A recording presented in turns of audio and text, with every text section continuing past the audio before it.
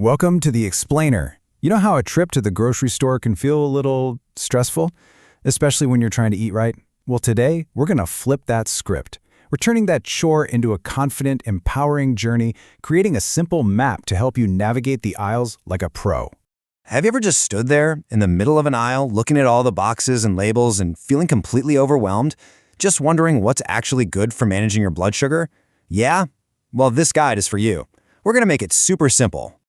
Okay, so here's our game plan. We're going to take a tour of the store, aisle by aisle. First up, the power of produce. Then, we'll decode those tricky center aisles. After that, it's all about fats, meats, and dairy. We'll even find some smart snacks and sips, and at the very end, I'm going to leave you with 4 golden rules that'll make every shopping trip a success. All right, first stop, and it's where every healthy shopping trip should begin. The produce section. This place is your home base, where you load up on your most powerful ally. And there's one word I really want you to remember here. It's fiber. So what exactly is fiber? Well, think of it like a brake pedal for sugar. It's a type of carb your body can't digest. And what it does is it just slows everything down. It slows down how fast sugar gets into your system, which is exactly what you need to keep your blood sugar from spiking. Okay, let's talk picks. Now, avocados are fantastic, right? Great fiber, healthy fat. But you know what the real superstar is? The artichoke. Seriously.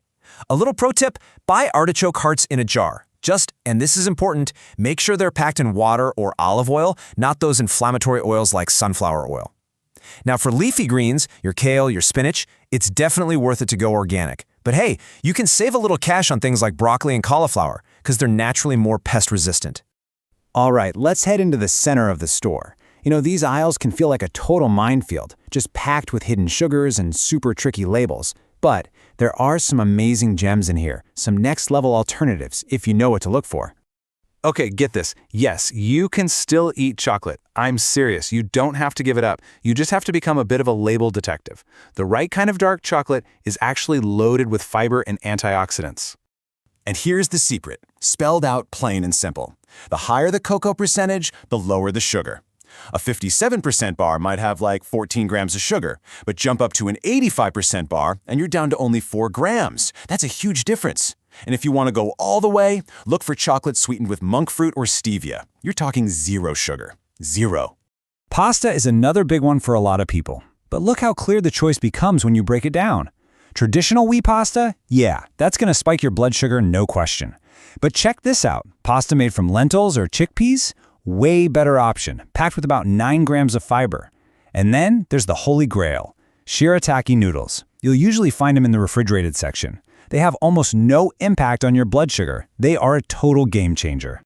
If you're an oatmeal person for breakfast, listen up. There are a couple of crucial rules. First, stay away from those flavored instant packets. They're basically just sugar bombs. What you want are plain, organic, steel-cut oats. And organic is pretty important here to help avoid certain pesticide residues. Want to make it even better? Boost that fiber with some chia or flax seeds. Or, for a real upgrade, you could swap the oats entirely for a delicious, blood sugar-friendly chia seed pudding. Okay, let's move on because this next section is absolutely critical. The choices you make in the fats, meats, and dairy aisles can either actively help your health or they can contribute to inflammation, and that's something we definitely want to avoid. This is one of the easiest, most impactful swaps you can make. It's time to ditch those highly processed vegetable and seed oils. I'm talking about canola, sunflower, soybean. They can be really inflammatory. Instead, you want to stock your pantry with stable, healthy fats. Think avocado oil for high heat cooking and a really good extra virgin olive oil for things like salad dressings. Simple swap, big difference. And when it comes to beef, this quote says it all. You're looking for 100% grass-fed or grass-fed and finished. And trust me, this is way more than just a trendy label. When cows eat grass their whole lives, the meat is higher in awesome stuff like CLA, a type of fat that's been shown to be really good for people with diabetes. The other stuff, from cows fed GMO corn and soy, it just doesn't have the same benefits, not even close. Ah, the yogurt aisle. It is a minefield of hidden sugar. I mean, even something that sounds as innocent as vanilla can be loaded with it. So here's your simple 3-step guide. Step 1, always get plain. Step 2, look for Greek style, because the straining process actually removes some of the natural milk sugar and ups the protein. And step 3, If you can find it, 100% grass-fed is the absolute gold standard for nutrition.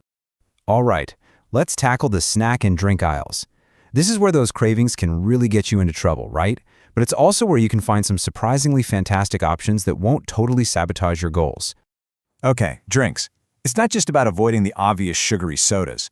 It's also a really good idea to steer clear of artificial sweeteners like aspartame and sucralose that you find in most diet sodas. And please, don't let fruit juice concentrate fool you on a label. Your body pretty much treats it just like regular sugar. So, what you drink? The best options are simple: water, unsweetened tea, black coffee. And if you're really craving a soda, look for one sweetened with stevia. So, what about that craving for something crunchy and salty? It's a tough one, especially when you think chips and crackers are completely off the table. But what if I told you there's an amazing alternative that you might not have even thought of? 0. That's it. That's the number of carbs in chicharrones, also known as pork rinds. I'm not kidding. They are crispy, they are salty, they are super satisfying, and they will not affect your blood sugar at all. They are a fantastic go-to snack. So, we've basically walked through the entire store. We've covered a lot. So what are the big takeaways? What are the key principles you can carry with you every single time you shop to make this whole thing easy? It really all boils down to these 4 golden rules. Number 1, fiber is your friend. Make it your top priority in every single aisle. 2, read the ingredients, not just the pretty label on the front. Hunt for those hidden sugars and inflammatory oils. 3, focus on healthy fats. And 4, remember to swap, don't sacrifice. You don't have to give up pasta or chocolate, you just have to find the better alternative. You master these 4 rules, you'll master the grocery store. Period. Look, this isn't about changing everything you do overnight. It's about making one small, powerful choice. So the question isn't, what can't I have? The real question is, what incredible swap am I going to try on my next shopping trip? Maybe it's the pasta, maybe it's the dark chocolate, or maybe you're going to give those pork rinds a try. Just pick one. See how that single, informed choice makes you feel. Because mastering your health doesn't happen all at once. It happens one smart decision at a time. Thanks for joining us on The Explainer.